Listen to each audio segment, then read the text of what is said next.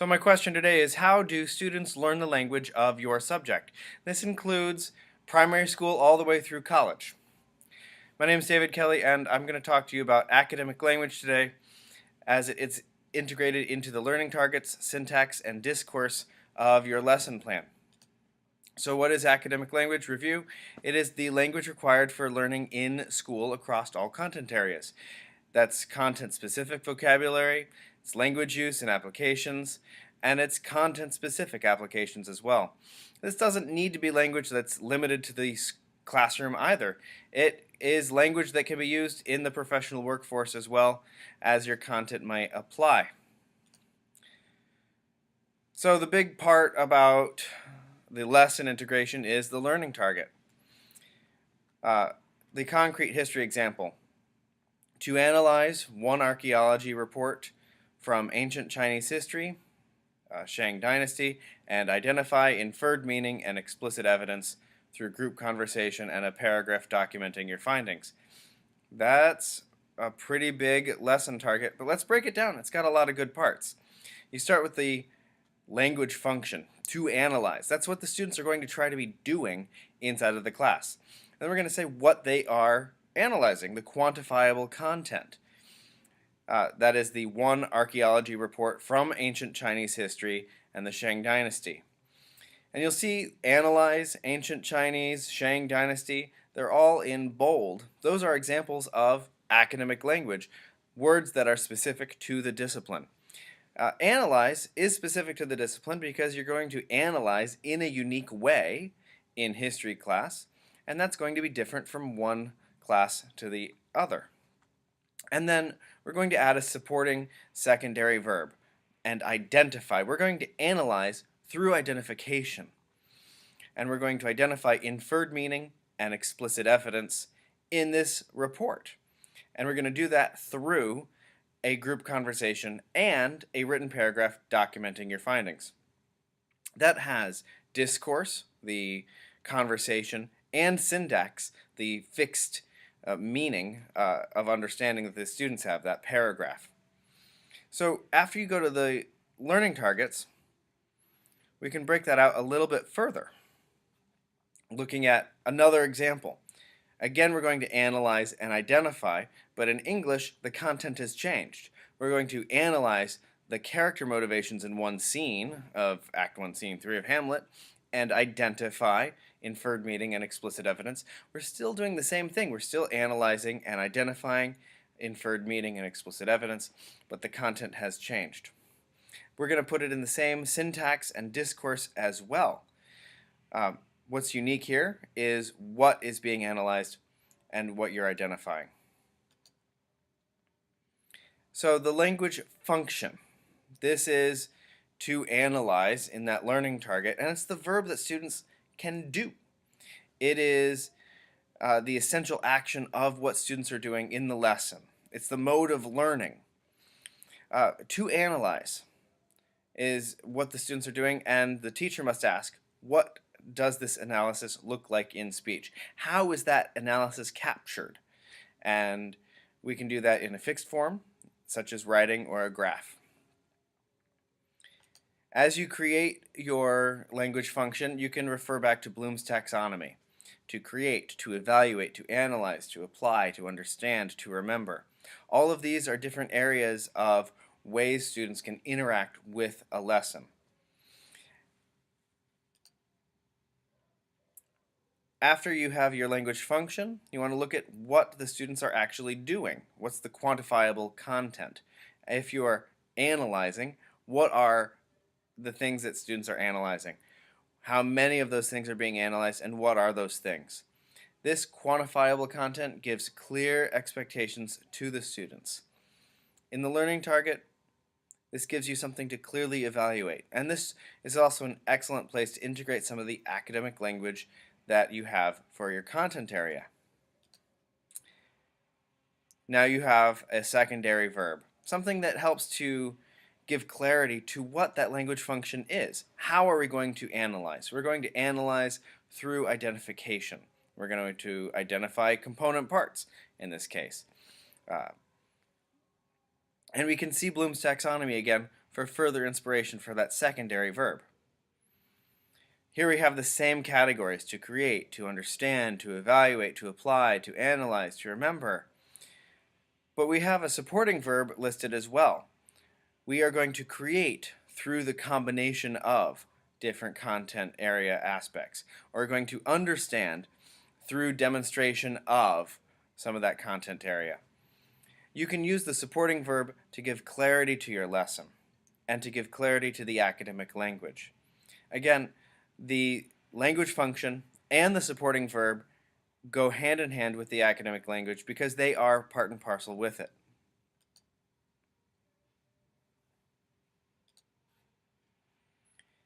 As far as the outcome of the lesson, which is your discourse or your syntax, you're looking at the language demand. What is the language asking students to do? This is a discussion, in the case of discourse, or some sort of verbal interchange of the content and the academic language, and it should include that language function. If you are analyzing, the conversation should be about that analysis. Syntax is the fixed form that organizes the information produced by the language function. So a paragraph, a written paragraph, is an excellent way to have syntax. But really, it is syntax is any fixed form. It could be a graph or a chart. It could be a video blog or a screencast like this one. It's anything that captures the information for the student and documents their knowledge. Here are some ways you can start discourse. Asking probing questions such as, why is it that, or what needs to happen, or what about, is it true that, is there more to say about that, or what about, playing devil's advocate, or have you even thought about? Getting students to talk about their understanding with an open-ended question will allow them to interact with that language function, to analyze in the example. Some great ways to start syntax are with graphs or charts, or double bubbles, which compare one idea to another, Venn diagrams, which look at the overlap between two different ideas, fixed presentations, scripts, any sort of writing, any sort of recordings.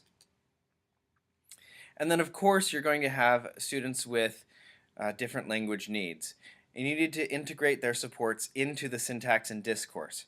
You might list words, such as a word wall. You might find dictionary definitions for them. You could do this individually or as a class. You could pair share definitions and examples of the use of the words. And students could be using the words in the writing, in a sentence frame, or some sort of translation as well.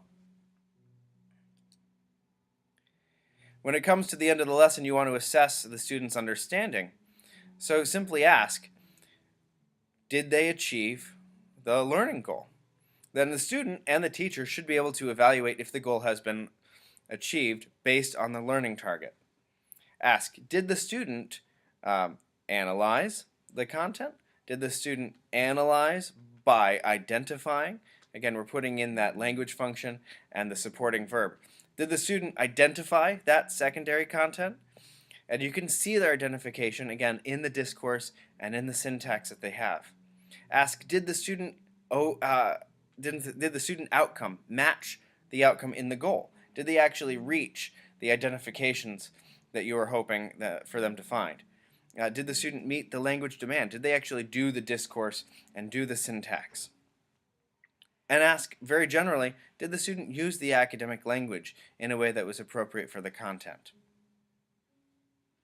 And I should note, these questions are limited to yes and no, but they can also be scaffolded on a rubric, and the black and white response of yes and no can become much more gray and leveled to have differentiation with exceptional students and students that are struggling. So, how do we integrate this into a lesson plan? To review, in a pre-assessment review warm-up activity, you might review the key terms. Again, check out the discourse and the syntax about how you want to fit that in. Introduce the language function and the supporting verb, giving students a clear understanding about what they're going to be doing for the day. And this is the first time you get to look at the learning target introduction with the academic language included. In whatever activity you're doing, work the language function with the primary content, analyzing the archaeologist review or analyzing the characters in the scene. And then look at the supporting verb. Use that as an identification, in this case, of explicit and implicit evidence. And this activity should be focused on either discourse or syntax or both. And that discourse and syntax, again, should include that language function and the supporting verb. This is a good time to integrate academic language throughout the activity. And then practice. Students should have the opportunity to work on their own, practicing the language function, the supporting verb, and the assigned content, so that they can interact with the syntax and discourse as they need and to practice on their own. When it gets to assessment, once students have been able to practice their work, they can evaluate it, and that can be informal or formal. After practice, a student can self-evaluate, peer evaluate, receive informal or formal teacher evaluation, and that again is all based on that learning target. And there you go. That's academic language integration in the learning targets, syntax, and discourse of the lesson plan. Now, if you want to go ahead and go do the activity that we've got, check that out. The activity here starts with a learning target. To create, that's our language function, at least one learning target by combining language function with appropriate content, a matching supporting verb, and the desired language demand and outcome for a theoretical EdTPA lesson. Well, that's a mouthful, but you can identify the language function of creating, the content of at least one learning target, and the supporting verb by combining language function with appropriate content. Here we have all the academic language of the learning target. Language function, content, supporting verb, desired language demand, and outcome for the theoretical EdTPA lesson. First thing to do, group up, then create, then we'll look at the content, we'll match it all up, and we'll evaluate and present. In grouping up, please find a pair or a trio of students that can match your content area. If you're doing this on your own, go ahead and work individually.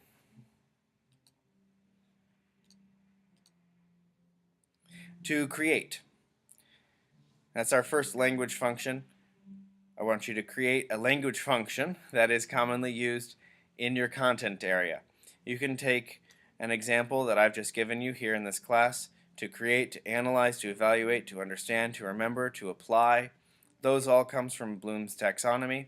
Or you can take a challenge and try a language function of presenting, comparing, contrasting, predicting, hypothesizing, describing, interpreting, modeling, arguing, explaining, questioning, recalling, summarizing, justifying, or come up with your own language function as well. Once you've created, you're going to look at the content. Select content for your lesson. What are you going to be doing with your students, and what do you want them to engage with? And how is that connected to the language function? After you look at the content, match it up with a supporting verb and the desired language demand, discourse or syntax, talking about it or putting into a fixed form, and whatever outcome you want based on your previous choices. For a bonus, design a language support that fits into your desired language demand and outcome for an ELA student and an above grade level student. To evaluate, as a group, discuss, use your discourse, how the choices of each group would fare in each of the EdTPA rubrics. And you can find your EdTPA planning rubric for academic language by subject on our online portal through the School of Ed. And then we're going to present for the class. Share for the class your choices of syntax. This is going to be your presentation. If you're doing this online, please share your responses in the discussion forum so that we can all benefit from your experience as well.